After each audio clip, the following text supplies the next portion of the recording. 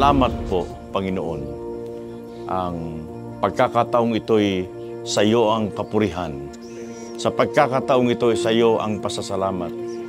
Sa buhay ng mga pastor at mga manggagawa sa araw na ito, gamitin mo po ang bawat isa sa amin sa isang bagay sa ikaluwalhati ng iyong pangalan.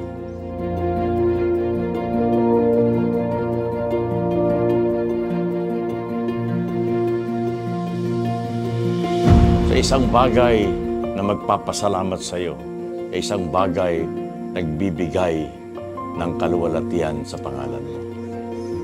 Turuan mo kami na maging masunurin at maging matapang lagi sa pagharap namin sa araw-araw sa iba't ibang pagsubok.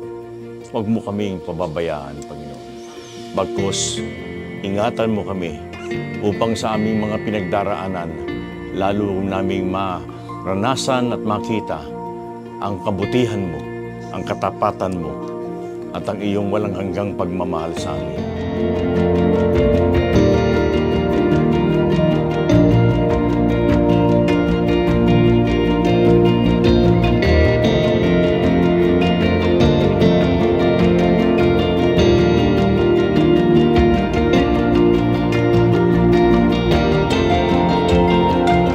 Salamat po sa kalakasan, kagalingan, at sa lahat ng provision na binigay mo sa amin.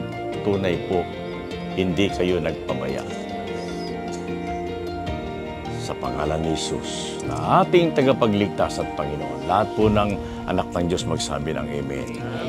Palakpakan po natin ang Panginoon.